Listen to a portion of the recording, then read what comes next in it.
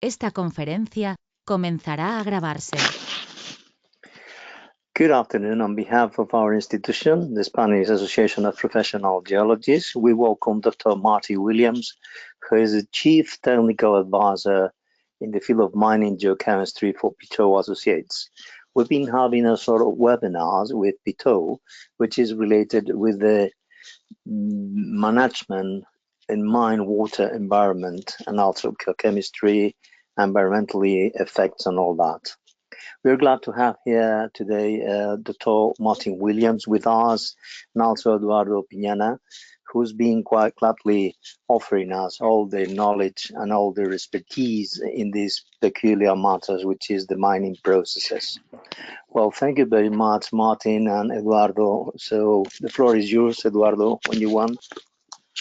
Okay, so a quick introduction to Martin Williams. So for those who are not familiar with Martin, he's the Chief Technical Advisor in the field of Mining Geochemistry for the Piteau Associates consulting group globally.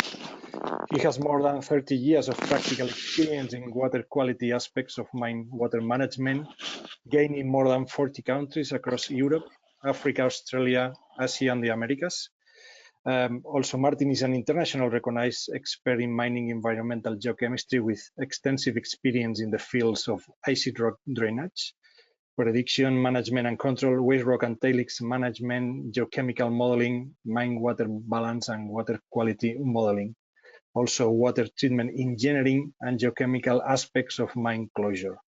He provides guidance in these fields to most of the world's major gold and base metal corporations, and he has been retained on a long-term basis at many of their properties in settings ranging from the high Andes to the tropics of West Africa and Southeast Asia.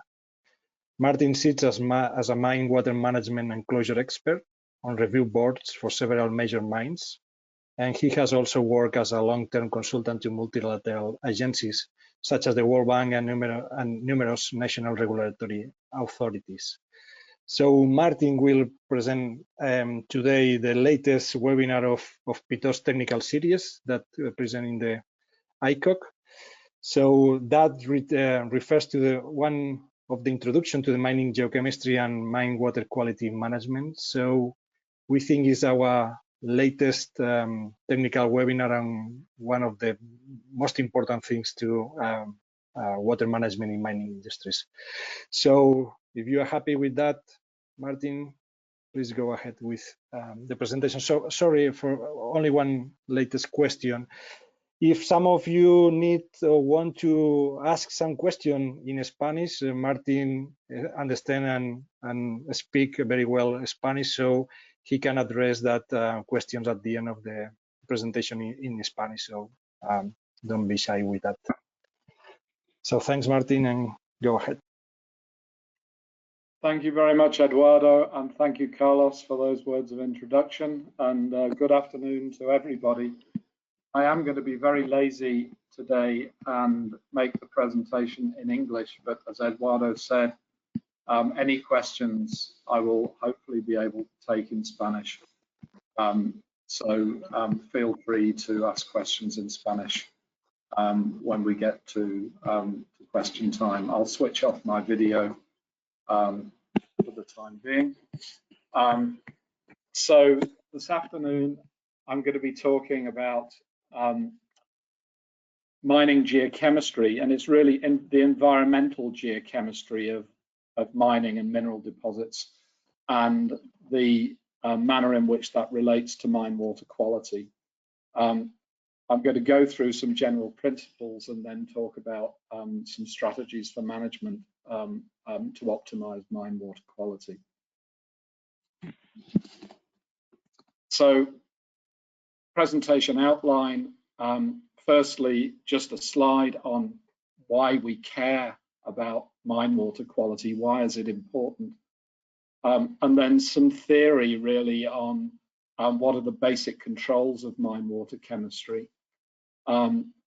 A brief discussion or an introduction to the tools that we can use to predict mine water quality, so we're prepared for what's going to come at us when we're operating mines or indeed closing them.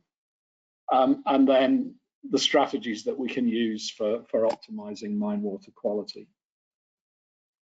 So that first question, why do we care? What is the significance of geochemistry and water quality to the mining industry? Well, historically, I think it's true to say, and if we go back 30 years, that operating mines regarded water as something that they needed to get rid of through dewatering in order to be able to develop open pit or underground mines. And the cost was really principally seen as the cost of physically moving water, of pumping water to obtain the drawdown, as you can see in this example here, around an open pit, to allow us to mine in dry conditions. Now, in the last 20 years, and probably at an ever-increasing rate, there's been a change of philosophy, and suddenly the chemistry of this water that we have to manage on mines is becoming ever more important and an ever greater consideration in terms of how we manage water and how much it's going to cost us. The reason for that fundamentally is environmental regulations. We cannot just pump and discharge water without consideration for quality anymore. And because meeting increasingly stringent discharge standards carries a cost, usually in the form of treatment, we want to try and ensure that we are minimizing the contamination of water that takes place and minimizing the volumes of water that are actually contaminated. Now, failure to do this for mines in many parts of the world now is both a major legal risk, it's a major financial risk, and it's a major corporate reputational risk. Now, one of the other interesting aspects of mine water quality is that if we no longer want to draw down the groundwater, the phreatic surface, to allow us to mine dry rock, we can just switch off the pumps. But the water quality problems don't go away. The water quality problems tend to continue into closure and often into perpetuity. So they're a headache that we can't walk away from. And it's therefore a problem that we need to avoid in the first place whenever we can, rather than trying to fix it after we've created a source of water contamination. And in short, today's mining industry across the world spends billions of dollars treating water. That is something, aside from all of the environmental best practice considerations, it's something that the mining industry obviously wants to avoid. So as I go through this presentation, I'm going to talk repeatedly about two types of water which we commonly refer to in mine settings or mine water management systems. One is contact water and the other is non-contact water. Simply, this means dirty water and clean water. Contact water in a mine water management perspective is any water that may have been in contact and therefore chemically modified or impacted by interaction with mineralized wall rock, waste rock, tailings, or has been subject to the addition of process reagents, or all of the above. It's water, in short, that may have become contaminated as a result of contact with geological materials or process reagents. Non-contact water is the opposite. It's the water that we've managed to keep away from mineralization or process reagents and that we can realistically classify as clean. Obviously, the fundamental difference between the two is one of them we can discharge to the environment without concern, and the other, maybe we can't. So the golden rule, above perhaps all others in mine water management, is understand where contact water is coming from, understand where non-contact water is coming from, and keep the two apart.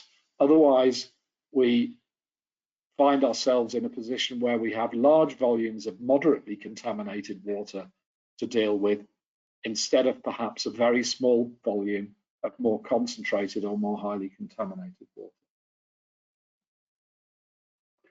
Now, when we're talking about managing contact water, it comes in all shapes and forms. And this is just a table that shows a few examples to demonstrate the diversity of chemistries that mine waters can be characterized with.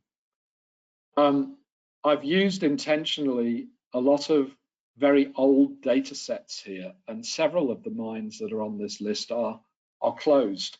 The reason for that is because it's public domain information, and in large part it avoids me having to use information which is client confidential. But at one end of the spectrum, in terms of the pH or acidity of water, we frequently deal with very acid water as a result of contact with mineralization, and in extreme cases, even negative pHs, as have been documented very widely from Iron Mountain in the USA. But pHs of less than 1 are by no means unheard of, and we have to deal with them in our day-to-day work from time to time. And as you might expect, at those sort of extremely low pHs, we can, as I put here, essentially dissolve the periodic table in that water. So we tend to find high concentrations of a huge range of metal, metalloid, and anionic contaminants, up to grams per litre or occasionally hundreds of grams per litre of total dissolved solids. And just as an example here, this banded iron formation, massive sulfide mine, discharge with more than 100 grams per litre of iron. As we go through the spectrum, particularly towards the solutions that are impacted by mineral processing as opposed to interaction with mineralization within the geological setting or within the environmental setting, we often have to deal with solutions which are extremely alkaline. Flotation, as is commonly used for base metal concentration, tends to work at high pH. It produces better separation of the commodity sulfides and pyrites, so flotation is often a very high pH process. And cyanidation, whether it's in leach tanks or whether it's on leach pads, does take place at high pH, among other reasons, to inhibit cyanide volatilization and human health risk associated with volatile cyanide gas. These alkaline solutions, as a result of cyanide complexation or as a result of alkaline metal leaching, can often be high in TDS as well. So we have this whole spectrum, and when we look at ways of managing mine water and including treating mine water, there's obviously going to be no one solution that applies everywhere. So where does contact water come from? Well, there are many sources of contact water on mines, and they tend to differ from site to site. But as a general rule, anything that's come out of an open pit dewatering system is going to be classifiable as contact water. It's been in contact with mineralized wall rock. Anything that's drained from an underground mine is likely to be classifiable as contact water, again, because it's been in contact with mineralization. You can see in this picture at the bottom here, a nice scenic photograph of a waste rock dump at Antamina in Peru. Waste rock receives infiltration from rainfall. It sometimes receives ingress from daylighting groundwater. That water interacts with waste rock and becomes contact water. Tailings supernatant in tailings facilities. Process solution, excess process solution. This is a flotation cell in Spain, actually. Any excess solution from that sort of process is classifiable as contact water, as is process solution from heap leaching, as you see in this example in Turkey. Now, in principle, of course, we should not be discharging any process solutions from closed circuits. Nonetheless, that solution has to be classified as contact water. So in the event of spillage, there has to be appropriate emergency containment to make sure that that water is not discharged without appropriate treatment. So what are the controls of contact water chemistry? We saw that very large spectrum of chemistries a couple of slides ago. That range of chemistries is the function of three different sets of primary controls. What I refer to as geological controls, the type of mineralization, the abundance and the mineralogy of sulfides in the mineralization, the principal metal hosts and principal contributors to acidity. What's the lithological setting? We're liable to get very different mine water chemistry in a carbonate lithological setting than we might get in a granitoid or acid intrusive setting, for example, or in an organic shale setting. What's the alteration assemblage? I'll talk more about the influence of that later on. With mineralization comes alteration, and alteration can either increase acid production potential or increase acid neutralization potential, depending on style. What's the mineralogy of the products of oxidation? Sulfide oxidation produces secondary minerals, and the solubility and the nature of those can determine the chemistry of contact water.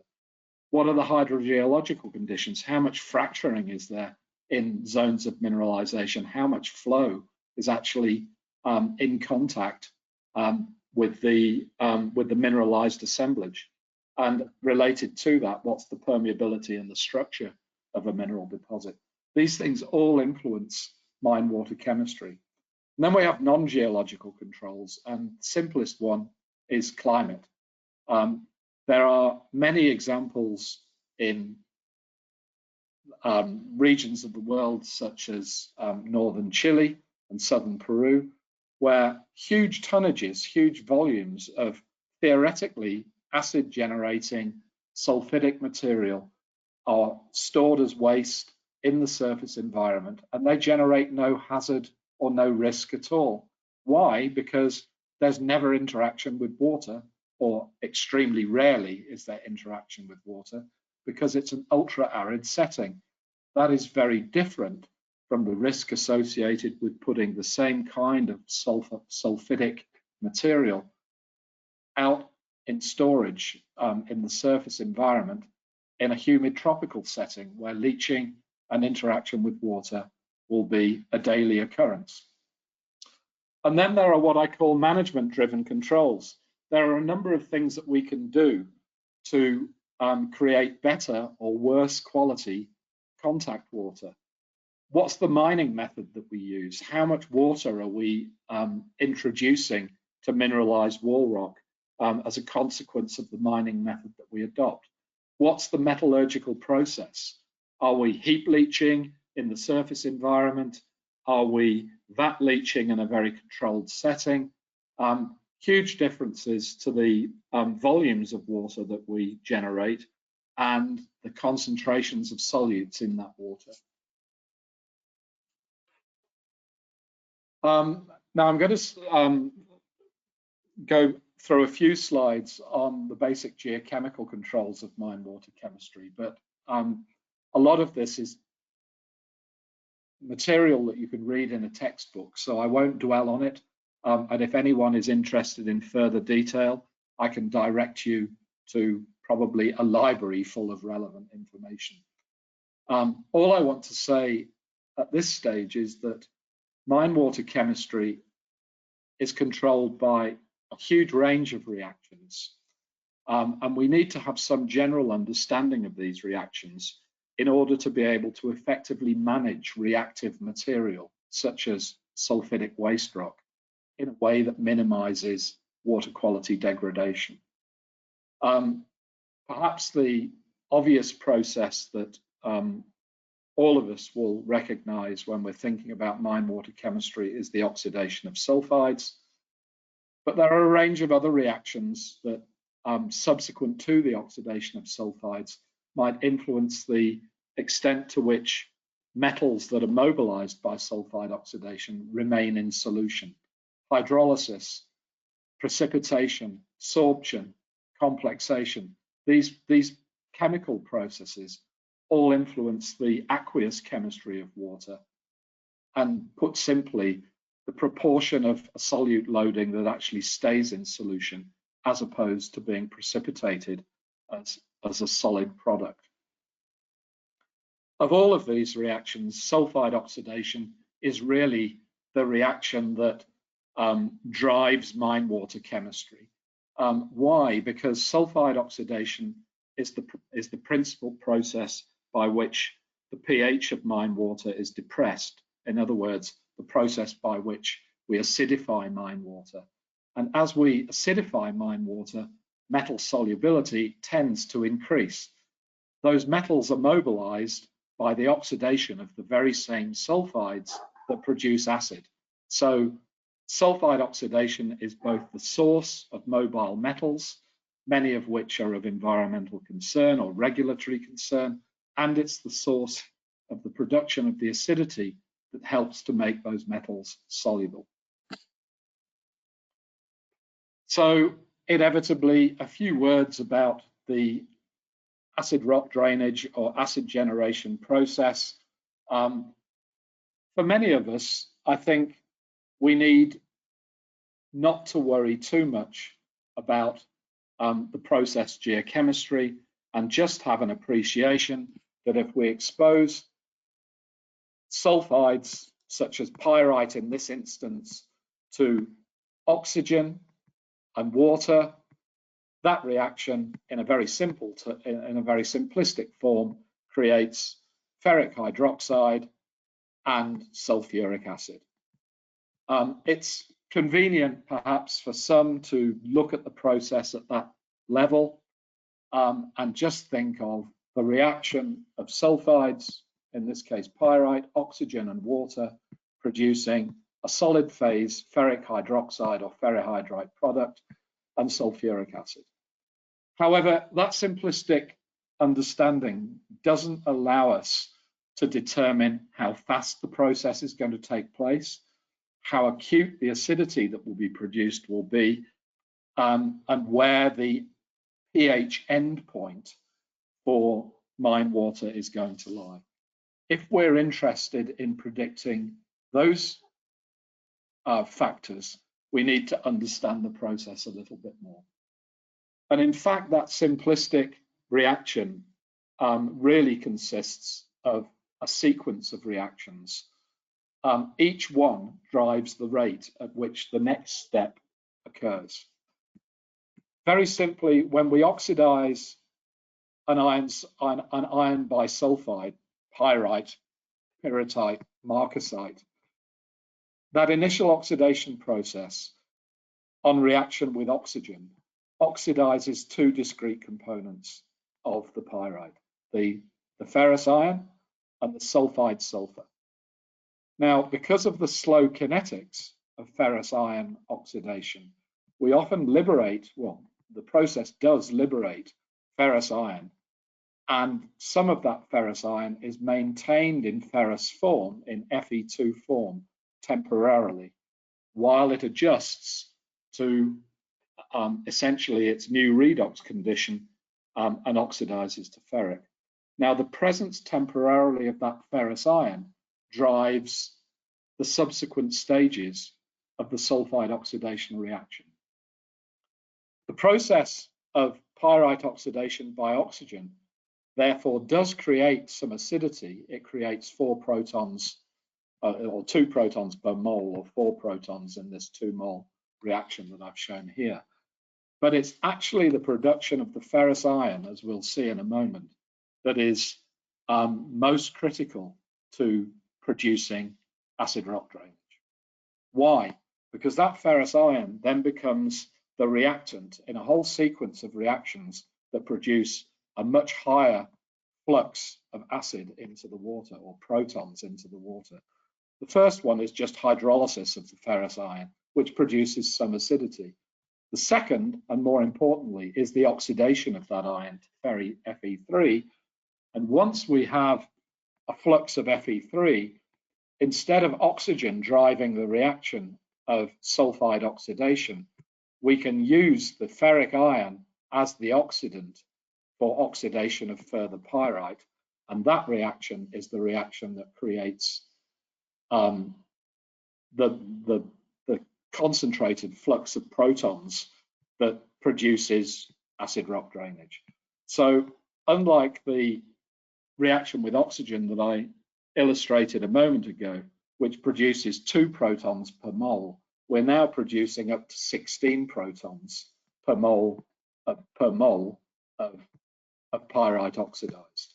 Now, all of these processes are interdependent, and we can't get to one until we've jumped through the previous step. Therefore, the rate at which each of these steps occurs determines the rate at which the last step can occur.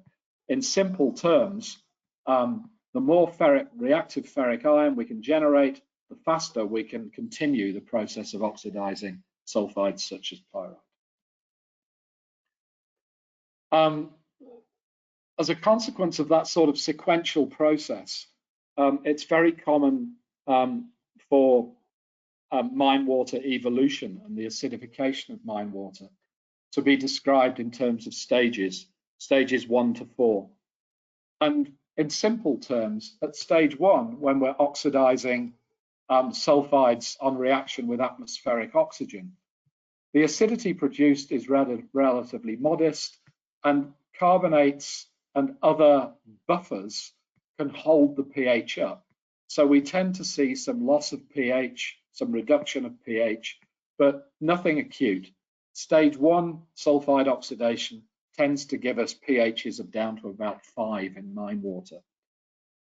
As the process continues to evolve, the rates increase and the pH falls. And ultimately, when we get to the last stage, where the process is being driven predominantly by sulfide oxidation on reaction with ferric iron, we're producing a lot more iron per mole, a lot more acidity per mole of sulfide oxidized, and the pH free falls to 2 or 1 or whatever the rock matrix and the buffering capacity allows it to drop to. Now, I just mentioned buffering capacity there. Obviously, mine water pH is a balance of acid generating reactions and acid neutralization reactions. We tend to think of neutralization as purely controlled by carbonate dissolution to consume acidity generated by sulfide oxidation, and that is unquestionably the most important reaction because kinetically it's the fastest. It can happen at pretty much whatever rate acidity is being generated, but once we've run out of carbonate, we rely on other reactions to control the pH endpoint of mine water. And there are a number of other buffering reactions, aluminosilicates, hydrous oxides, for example. They can control the pH of mine water, but they can't hold it neutral in the way that carbonate dissolution can. They generate less alkalinity in the course of the reaction, and they're kinetically much slower. So there's a limit to the rate at which they can consume acidity produced by sulfide oxidation. What we tend to see, therefore, if I just go back a slide, as we drop through these pH evolution steps, we'll often see this first drop taking place when we've simply run out of carbonate. Then we might see a plateau for a while the next buffer, which might be a hydrous oxide, tries to hold the pH at a lower level. And then when that's exhausted, there'll be another drop, and we'll see maybe some plateauing at another level where we have limited aluminosilicate buffering, and so on. So when we're looking at trying to predict water chemistry, and particularly when we're modeling it in thermodynamic geochemical models, we can account for the effects of water rock interaction in terms of sulfide oxidation and also in terms of buffering reactions. And in order to do that reliably, we've got to have a reasonable understanding of how each of the different buffering minerals can work. This is a simple matrix that expresses the buffering capacity, in other words, the pH that can be sustained, and the rate of reaction of a whole range of different minerals relative to calcite. So calcite has a value of 1, and it's referred to as a dissolving buffering mineral because it will react as fast as acidity can be generated until it's exhausted. And then we have a series of progressively slower mineral buffering categories, and each of those has a lower neutralization potential relative to calcite, and it has a lower rate of reactivity relative to calcite.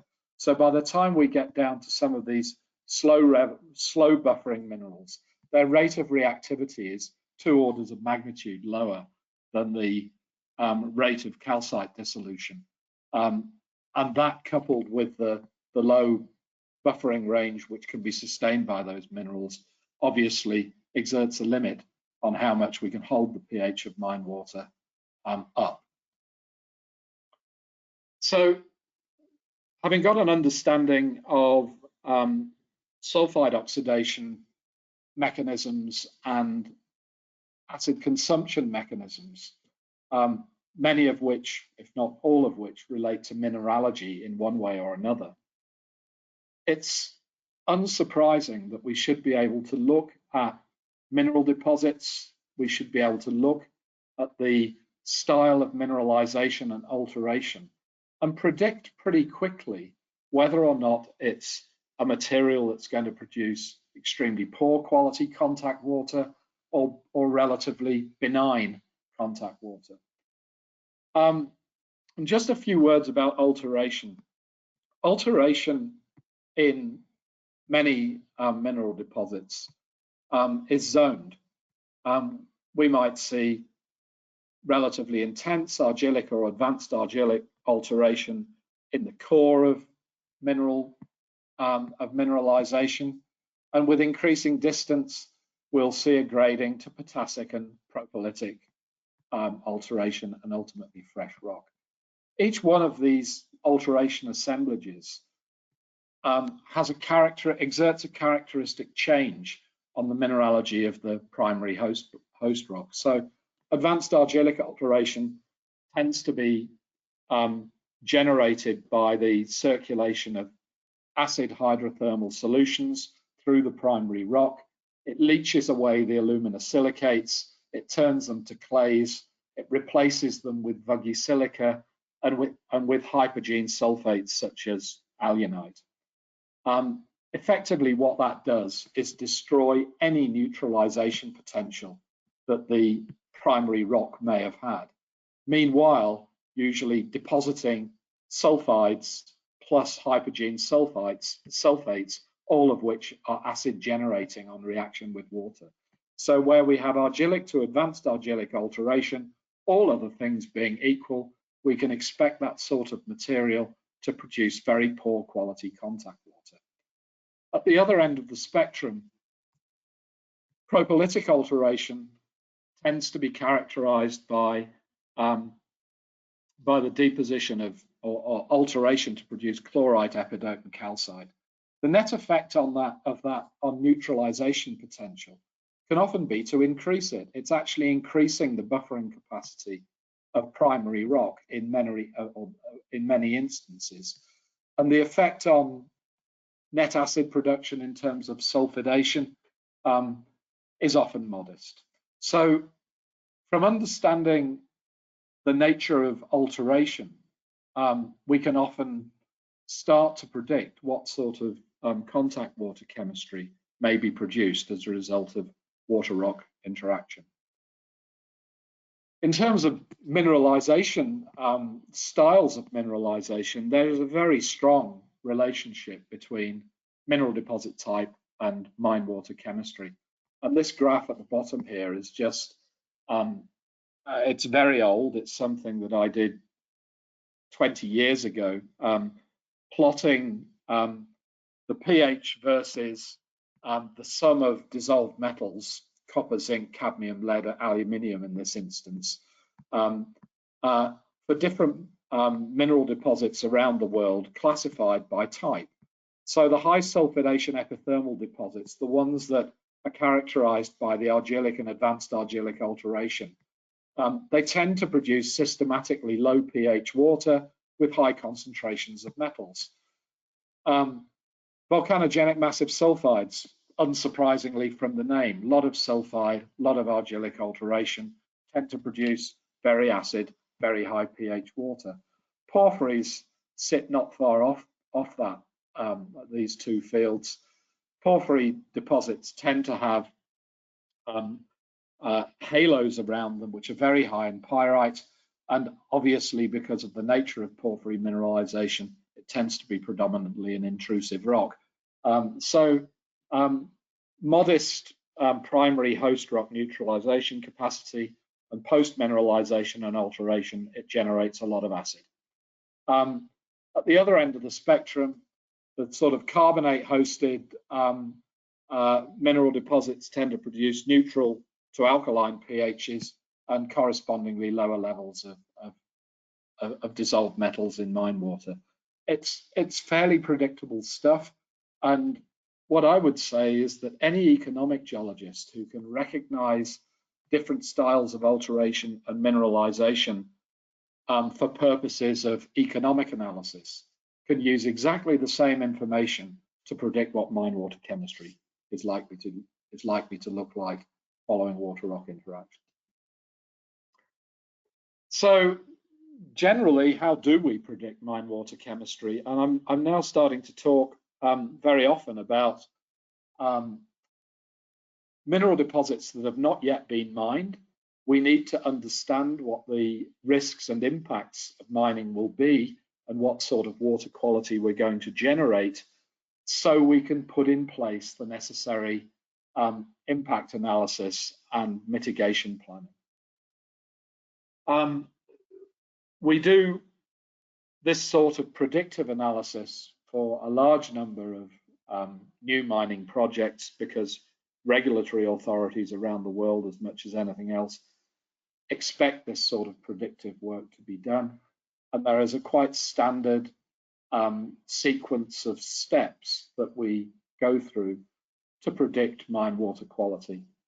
And the first is understand and identify what materials, what rock units are going to interact with water at any particular point in mine life or within any particular mine facility area. It may be an underground working, it may be an open pit, it may be a waste rock dump, it may be a tailings storage facility. Once we've identified those, we need to sample them and get some general idea of what their potential for acid production and acid consumption is going to be. And then we need to quantify the kinetics of those acid production and acid consumption processes for the rock types involved, and ideally the kinetics of the release of contaminants of concern, sulfate, metals, and so on.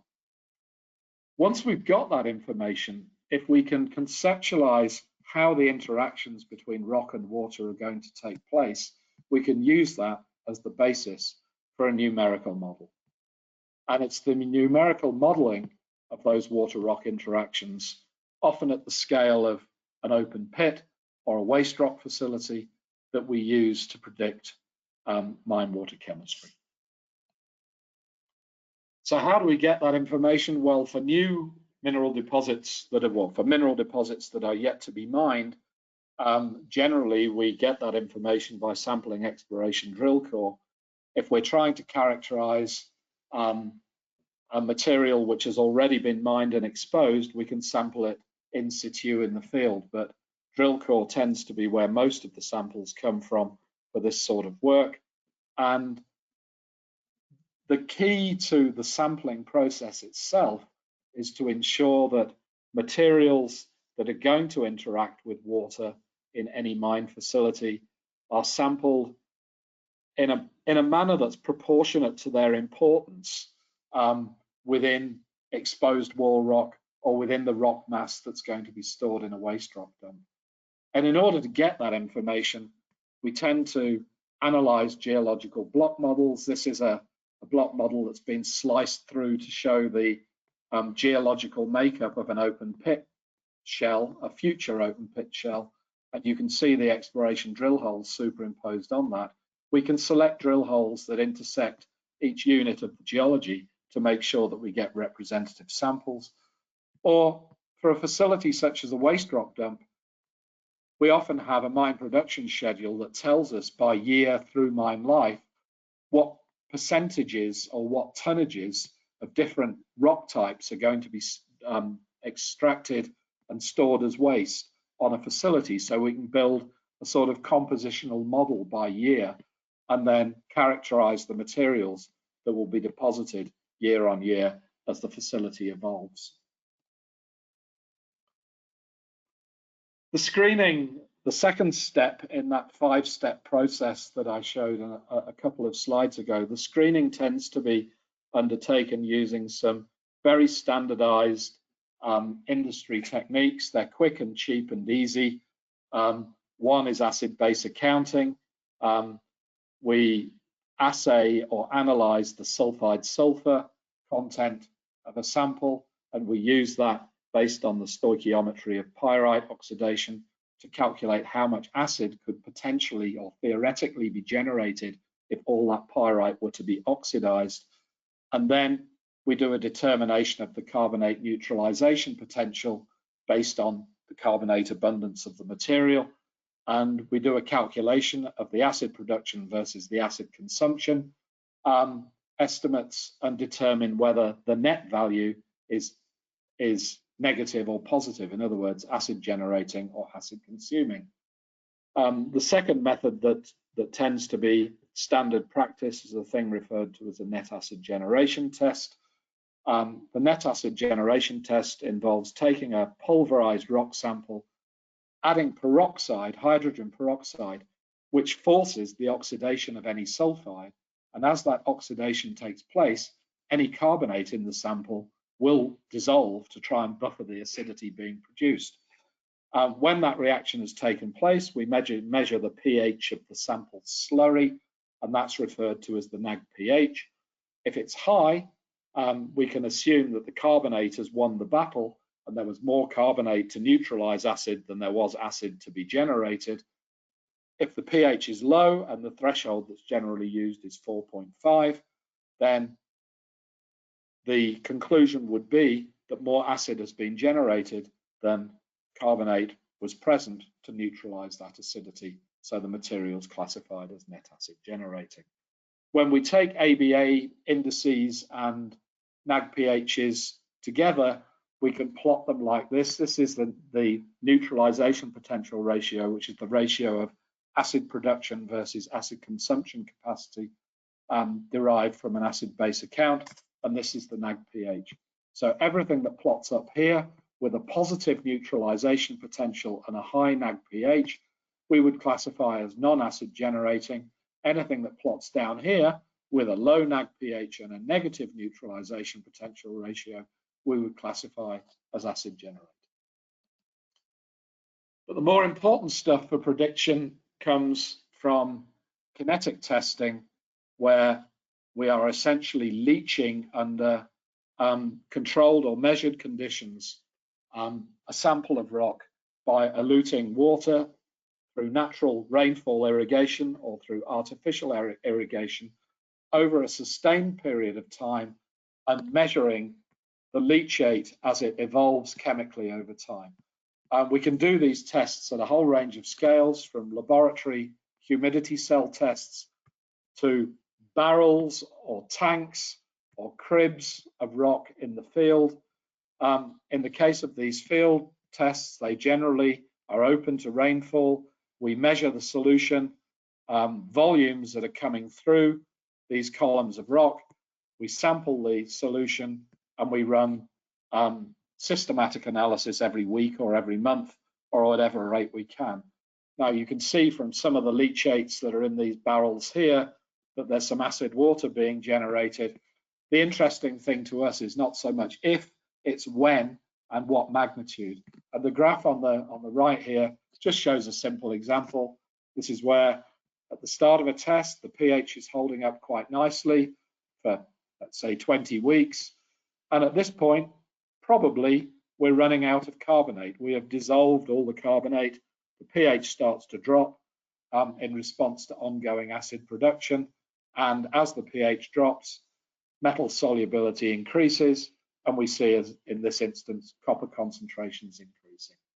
Now, we can use this information to quantify acid production in terms of protons per kilo of rock per week, or metal leaching in terms of milligrams per kilo per week. And it's this information that we can use for numerical modeling at the scale of a whole open pit or a whole waste rock facility. So once we've got that information, we need to get it into a model, and key to that is conceptualization. This is an example of the sort of thinking that we would go through if we want to create a predictive model for a future pit lake. What will the chemistry of this water be like? Well, it's going to be the function of all the water balance inputs and outputs to this pit lake, and it's going to be a function of the water rock interactions plus the geochemical processes in the water column itself that take place. So conceptually, we've got to think, well, groundwater is going to inflow to the pit. That groundwater is going to interact with the damaged rock zone behind the pit walls. It's going to leach through that material. Runoff is going to come down the pit walls. It's going to interact with the pit walls and carry a chemical load into the pit. Within the water column, there's going to be mixing, maybe associated with seasonal turnover, wind-induced mixing, a whole range of other reactions. There's going to be some evapoconcentration as we lose water from the lake surface by evaporation, and there'll be some dilution with essentially zero total dissolved solids water coming in the form of rainfall, and so on. If we can conceptualize all of these different components of the physical and the chemical balance, we can then build them all into a model. Now, the actual modeling software that we use to do this is relatively sophisticated. The one that is used routinely in the minerals industry these days is FreakC. This is just a screenshot of the FreakC dashboard with some examples of sorts of reactions that we can simulate. We can mix solutions, so we can, in a pit, for example, we can mix the groundwater inflow and its chemistry with surface runoff and its chemistry and rainfall. Or we can apply geochemical process reactions within the water column themselves, with the water column itself, that says, okay, there's a chemical loading coming into this water, but what are the solubility limits for certain species in that water? At what point do they saturate with respect to particular mineral phases, and will precipitation of those mineral phases control the chemistry of the water? We can simulate all of those reactions in FreakC. Once those solid phase minerals have precipitated, we can predict or simulate the effect that they may have in terms of scavenging by sorption other solutes from the water body. We can model different rates of kinetics for reaction between runoff or groundwater inflow and wall rock. So there's a whole range of reactions that we can simulate in FreakC, and this is really the tool shop that we use for producing predictive models. Here's just some quick examples, all run in FreakC. This is a pit wall mosaic from a mine in Chile. The question here is, what's the water that's going to run off the pit walls and report to the sump going to look like? So we've modeled this on a daily basis, where every day there is a given amount of water going to be generated as runoff on the walls. And as you would expect, with a smaller volume of water, we're going to get a higher concentration of solutes. And that's exactly what you see when we run the daily simulations, in this case for aluminium. In the driest season of the year, we have in the driest season of the year, we have the highest concentrations. With higher flows, we have lower concentrations. This is an example of a pit lake simulation. Essentially, what we've done here is we've integrated the groundwater inflow, the pit wall runoff component, the evaporative loss component, and the direct precipitation component.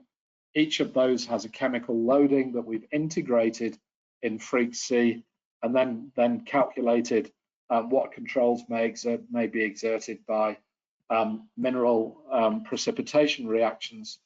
And as the pit floods over time, following closure, as water ingresses, we can predict at a succession of time steps the pH that you can, the pH and the associated metals, in this case, copper and iron, over time. At the beginning of this filling process, pH is lowest, and that's where we see the highest metal concentrations. As the lake evolves, pH increases, metal concentrations fall. Okay, a few slides just to provide some thoughts about strategies that we can use to optimize mine water quality based on the understanding that we have of what the controls of mine water quality are, the geological, climatic, and operator-induced controls, if you like. If we want to optimize mine water quality and control the processes that create contaminated water, we can do it in principle in one of three ways. We can try and stop the reactions that cause degradation of mine water quality, sulfide oxidation, for example, taking place. That's referred to as source control. Doing that essentially involves stopping oxygen and or water coming into contact with reactive material.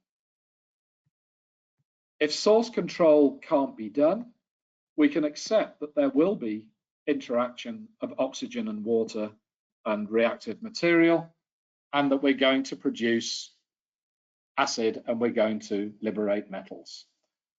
But we can then try and stop the migration of that contaminated solution at the earliest possible stage, and that's what we generally refer to as migration control. And if we can't do either of those, we have to accept that contaminated water will be generated, and the only thing we can do is pick it up, collect it, and either use it as process makeup for a mining process, or treat it and discharge it. So it's basically source control, migration control, treatment are the three options that we always have to look at. And as you might expect, the cost tends to go up as we go through this sequence. As I mentioned earlier on, irrespective of whether we focus on source control, migration control, or treatment, we want to be ensuring in any mine operation that the volume of contaminated water generated is as small as possible, and that is all dependent on effective isolation of non-contact water and contact water. So we should have a philosophy for managing contact water, the first line of which should be isolated from non-contact water. We want to minimize the volumes. We want, if we can, to consume as much contact water as we can within our mine operation, so it doesn't become excess water that needs to be discharged. In other words, a contact water management system should be designed to be a zero water balance system as much as is reasonably possible. I could go through this in greater detail, but there's an important consequence of effective contact water management, and that's that we tend to reduce and optimize the costs that are associated with treatment and discharge. For non-contact water, really, we have a completely different set of philosophies. We want to capture as much non-contact water as possible around the perimeter of potentially reactive rock areas, so it does not become contaminated. The more we can divert, the more we can intercept, the more we can discharge as non-contact water, and as a consequence, the less contact water we will produce. If we do need to discharge very small quantities of modestly contaminated water, contact water does provide us with a mechanism for dilution. If we contaminate everything, it does not. So some general principles that apply to dewatering. This example is a cross-section of a mine in Nevada in the US, which in its period of operation required very substantial dewatering at rates of hundreds of litres per second. Most of that water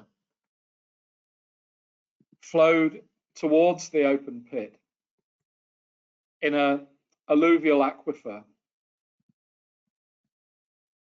which overlies the mineralized bedrock. If we pump water from that alluvial aquifer, we're essentially pumping clean water from above mineralization. If we allow that water to enter the pit and interact with the mineralization in the consolidated bedrock, it's now contaminated water. So we have a simple choice. Dewater as much as we can from wells around the ore body outside the zone of mineralization or in sequences which overlie the mineralization as much as we can, and dewater as little as possible from within the mineralization or within the sump. It's as simple as that.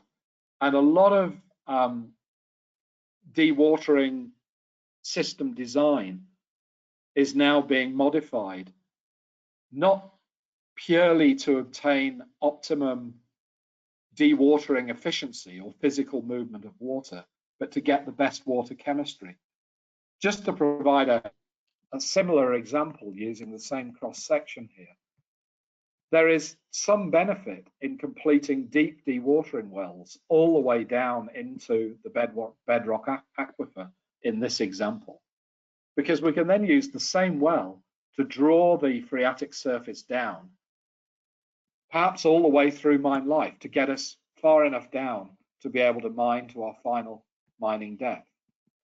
If we have a shallower hole in the alluvial aquifer, when we want to dewater below that elevation, we need a new hole, we need a deeper hole. So historically, the dewatering system design philosophy would probably have been to go for the deeper hole and get more drawdown without having to complete a new hole.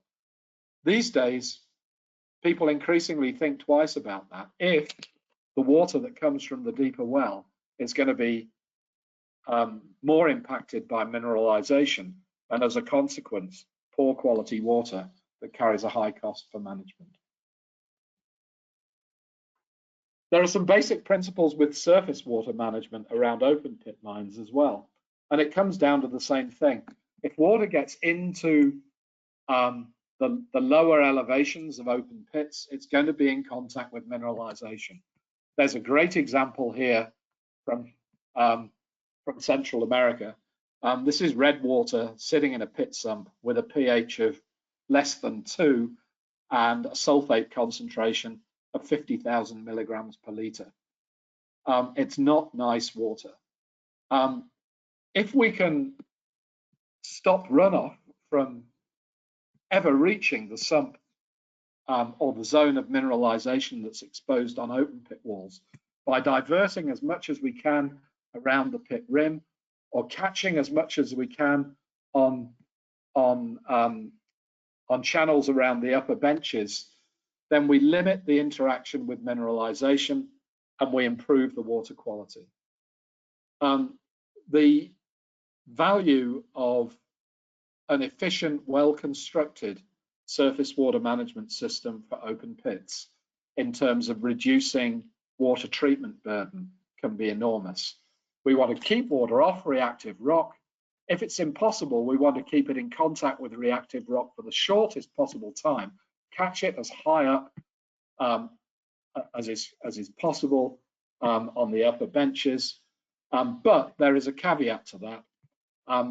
This is not easy stuff from an engineering perspective, and we should only install what we can maintain.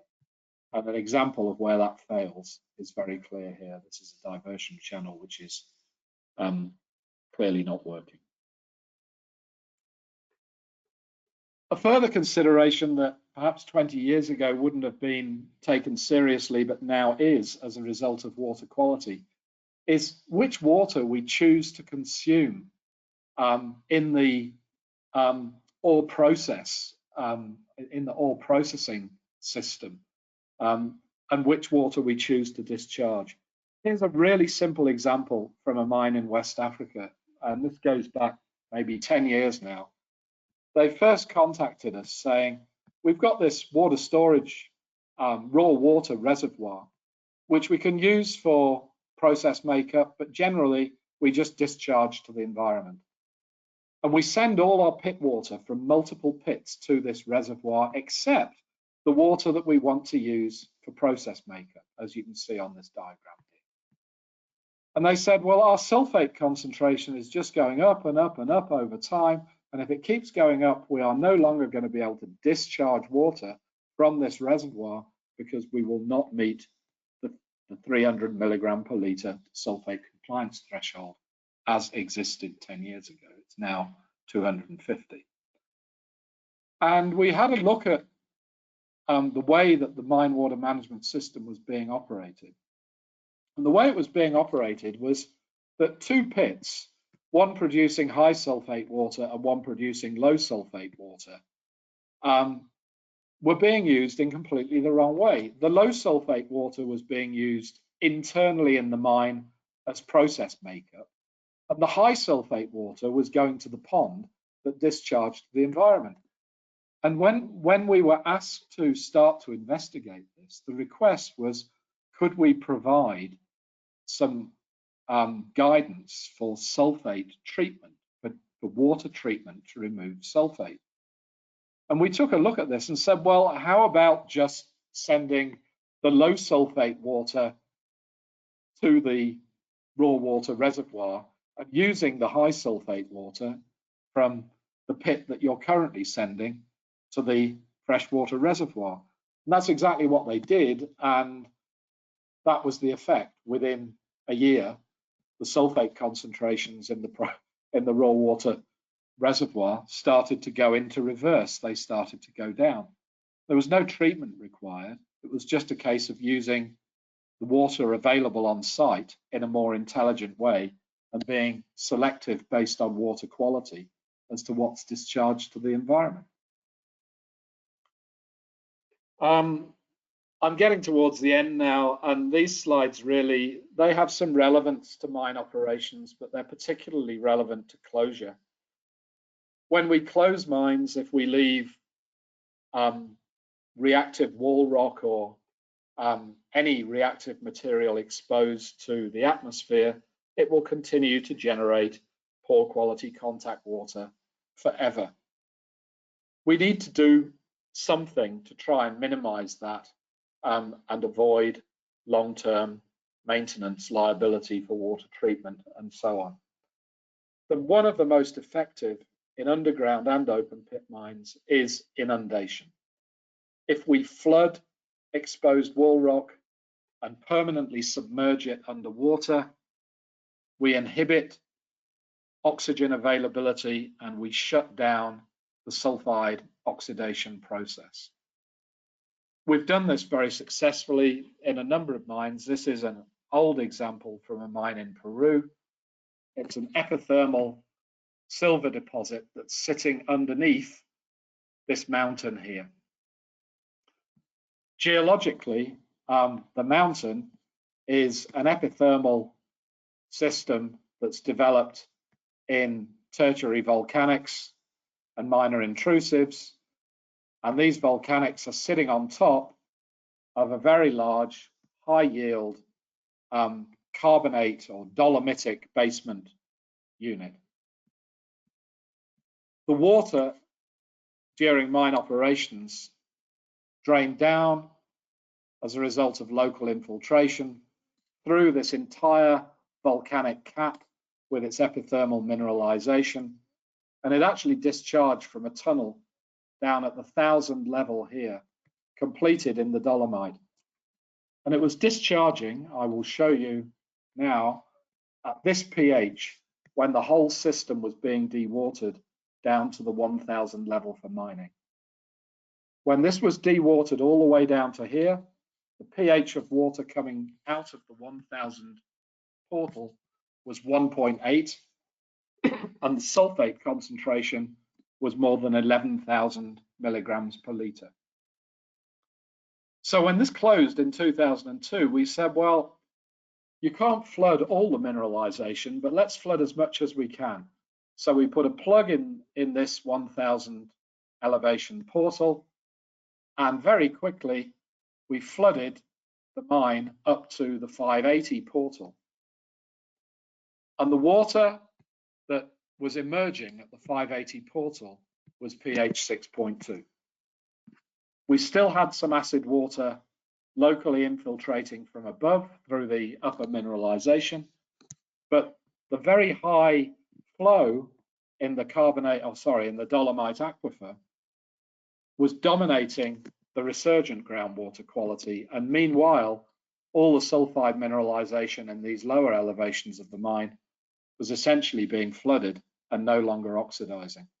So the effect of inundation on the chemistry of water discharging from the lower elevations of this mine was incredible as a result of flooding, and the change occurred in a matter of 2 or 3 years. This is an open pit example of what would have been, I believe, a very poor quality pit lake if it had been allowed to develop slowly over time. This is an open pit mine in Bolivia. Very high sulfide wall rock in parts of the pit, up to 10% pyrite in this sector here, generating a lot of acidity, obviously. And if the pit had just been abandoned, it would have taken centuries for the water level to rise to this sort of elevation, if indeed it ever could, bearing in mind that it's a high evaporation setting.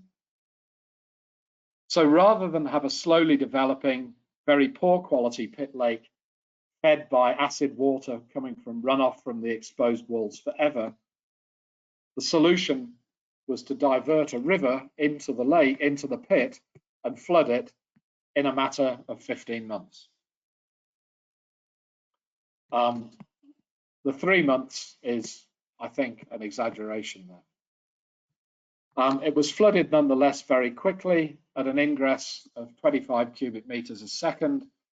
And what that effectively did was, within a very short period of time, instead of decades or centuries, submerged the sulfidic wall rock and stopped the sulfide oxidation process. Now, obviously, during early flooding, all of the weathering products coming off the walls produced very high TDS water.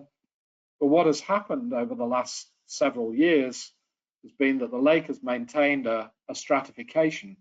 So all of that very poor quality water has stayed at depth, and essentially we're floating a lower TDS lens of water above this very high TDS hyperlimnic zone. It's been a great example of producing a lake which is near neutral in pH with very low sulfate and metals, with the exception of that water that is in the hyperlimnic zone and will stay there forever, we believe, as a result of density stratification. It's much higher TDS than the water that's sitting above it. There are, of course, some risks associated with this. A major wall failure, for example, could cause mixing all the way through the water column. But again, the best way to protect against wall failure is to neutralize the pore pressure by having water inside the lake rather than an empty void with pore pressure build in the pit walls being unequalized by anything. Last couple of slides now. Increasingly during mine operations, there are drastic measures taken to control sulfide oxidation by controlling both water and oxygen ingress. These are examples of raincoats or synthetic covers on a leach pad at Las Lagunas in Peru, and another example from a mine in the US. It seems so obvious, but the problem is this is not sustainable. Apart from being aesthetically or visually unappealing, we cannot expect anything synthetic to last forever. And for purposes of managing mine water quality after we leave enclosure, it's not something that I would wish to recommend. More recommendable and more sustainable are natural covers, natural barriers to water and oxygen, and we've got a whole science to support the design of natural covers these days. These are some trial plots of different cover and vegetation types for rehabilitation of a tailings facility in Ireland. And these are just examples of models that are now routinely used in the industry for assessing the performance, both in terms of water and oxygen ingress of different types of cover medium and cover design. So in summary, what are the take-home messages for today? The first one is the physical movement of water around mines is no longer the only consideration in mine water management. The chemistry of water is probably at least as important and arguably more important now than volumetric considerations. If we don't get the management of mine water chemistry right, it can cost us a lot of money and present a lot of risk. Failure for mines to manage water in a way that optimizes water chemistry, as I've just said, can be very costly. The controls on water quality are predictable. Some we can influence, some we can control, some we can't. But irrespective, there's a real need in the industry to be focused on early prediction of water chemistry. So we understand what we need to manage and we can put in place the right sort of mitigation approaches at the earliest possible stage. Thanks very much. Open for questions.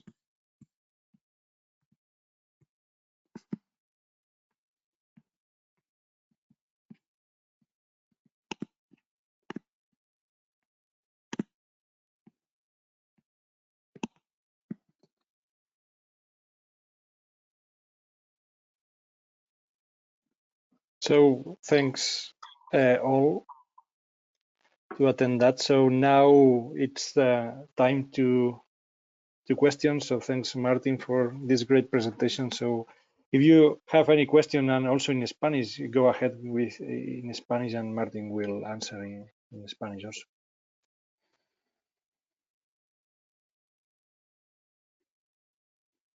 So by the moment, at least I have one, Martin, or have more than one, but at least one.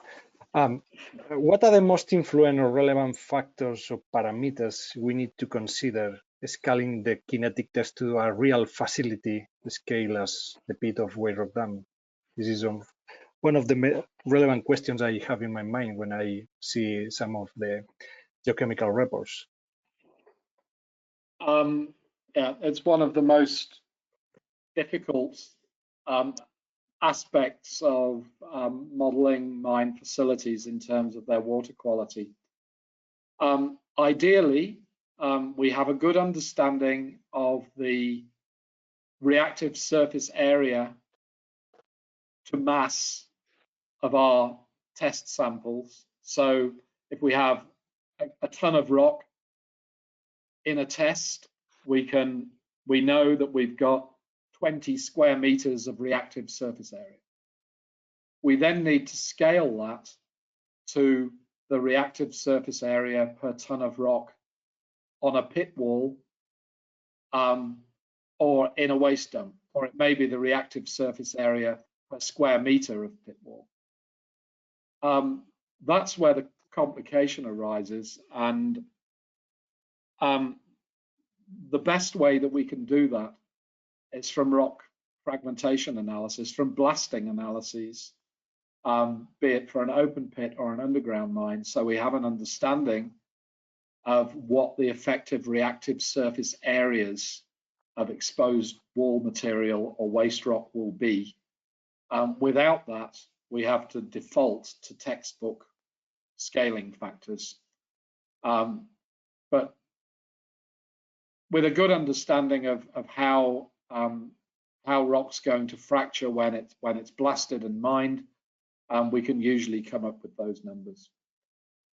It's really important to recognize, though, when we're producing models, that there is an uncertainty associated with those scaling factors. And the truth is that we should never produce one set of numbers. We should produce a range of numbers which provides, which accounts for the uncertainty around some of these assumptions. In other words, a sensitivity analysis. And sometimes we can demonstrate that the results are not sensitive to the scaling factors. Sometimes they are.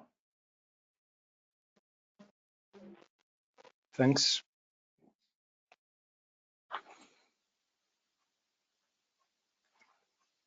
Any other questions?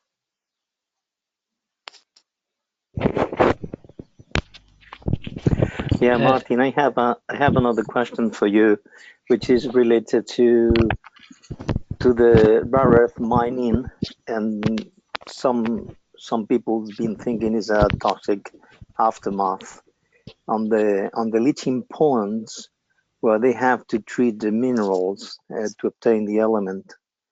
Do you think there is any possibility that in the leaching ponds or tanks that may in the future, or actually they tend to precipitate any kind of mineral to be stable, so not to be a liquid that may flow freely and cause contamination? Do you think is there any possibility to get the process of obtaining in a solid state, passing by liquid into solid by chemical precipitation? Thank you. Well, there are a number of metallurgical processes that produce a solution from which the commodity element can be, or elements can be, recovered. Gold being, an obvious example, and then the remainder of the solution can be treated further to precipitate stable solid wastes.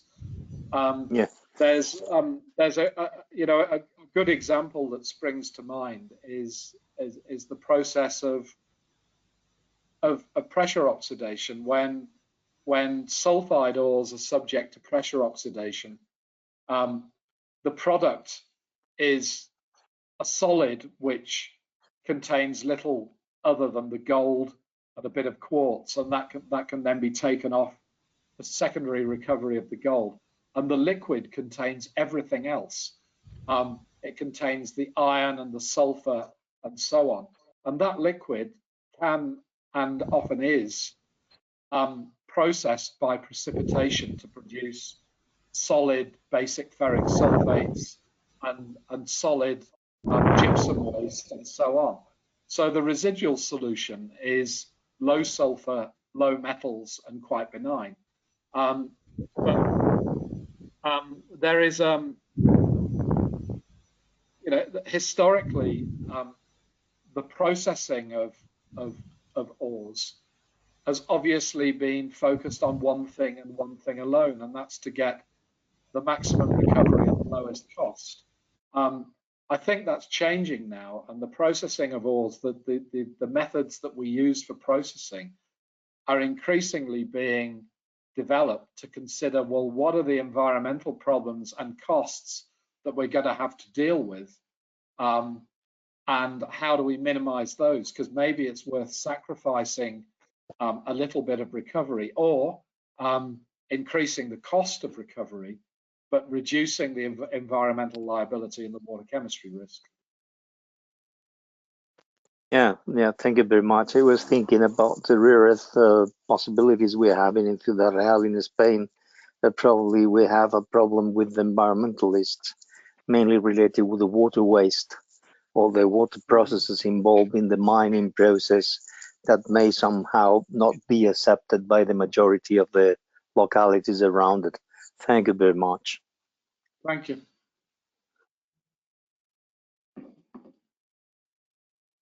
Any other questions? Hi, Martin. Thank you for your presentation. Elena Sanchez here. I would like to know your opinion about the water treatment, for example, in a tailings facility storage with a high volume of water. Do you think it's possible or optimal to treat the water to manage the pH, for example, in order to avoid precipitation or corrosion or infiltration of water with low quality? What do you think about it? Are you referring to amending the water in the tailings facility itself? Yeah, adding some additives to change the water quality. Yeah. Well, we can, and we do. There are circumstances where we intentionally manage the pH of tailings water at a particular level to minimize metal solubility. But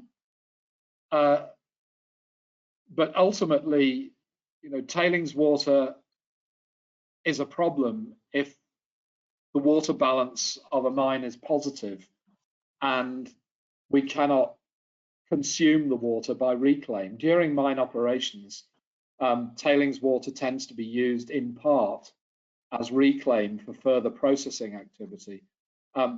If the climate dictates that the water balance is positive, we can't use it all because we're generating more and more water in that basin all the time. We can do so much to modify the chemistry of that water and be able to discharge it without water treatment, but sometimes we have to treat it. So there are mines that we work at where water is discharged directly from tailings ponds, excess water, to the environment.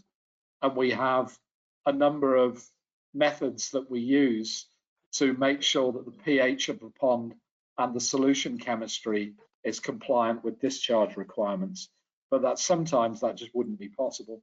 And then the only fallback is pumping the water to treatment and treating in an appropriate way and discharging it. Thank you.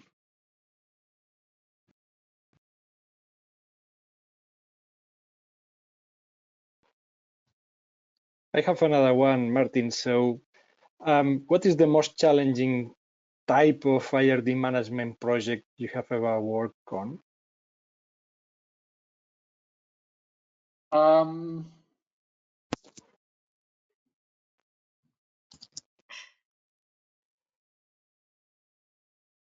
The list is quite long, and it's a bit dangerous to name mines, but no, without names, only type of characteristics of the project. Well, when mines are operating, everything is comparatively easy to manage because there are people there, you have infrastructure there, and you have opportunities to consume bad quality water, because the mining process needs, the ore processing needs water. Once mines have closed, if excess water of bad quality continues to be produced, then that's a problem. And the biggest problems of all are where pits fill up with water which is extremely acid. We can do nothing, or we can do little to control the acidity, because the geometry of a pit may be such that a lot of sulfide is always going to be sitting above the containment elevation or the spill elevation, and there is not a lot that we can do. They may be the most difficult of problems because of their scale, but they're also fun. I mean, we've had great success with dosing pit lakes with alkali, with lime, during early filling to build up enough alkalinity to offset the acidity that might come from exposed wall rock over the subsequent 20 or 30 or 40 years. But I mean, I think when we have any situation where water is accumulating in pits or underground mines in closure, and it is bad quality, then that becomes a challenge. And there are some examples in Spain, that, in the pyrite belt, that many on this call will be familiar with, I'm sure. Okay, thank you, Martin.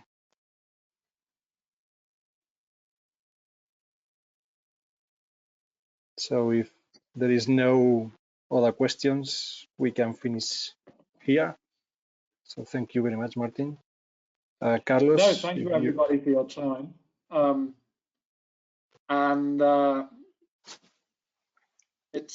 I've been very lazy doing everything in English, but thank you. I hope that it was all easy to follow. And if anyone has any questions that they haven't presented today, then please contact me, or contact Eduardo, and he can forward them to me. But we're very happy to answer questions, of course.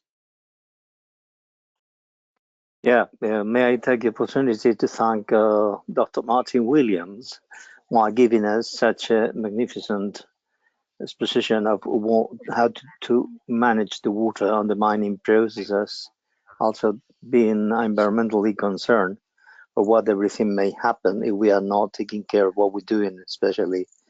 Now we're facing in Spain a problem, especially with environmental issues, mainly related to the mining activities. So we have to be taking care of all what we're doing then. Well, we have then the opportunity given by Piteau as consultants of having such a magnificent ideas and methods to be working on. I would like to mention that we in the Spanish Association of Geologists in the Ilustre Colegio, we would like to have a course, if they will agree with Piteau, and also you may then enhance your knowledge on that. We shortly will give you a brief note on that future course we're going to be having in our institution, performed by Piteau Associates. And I hope you will be then enjoying all these kind of processes of learning that we are now having in our institution. Thank you very much, Martin and Eduardo, for all your offers. Thank you. Thank you.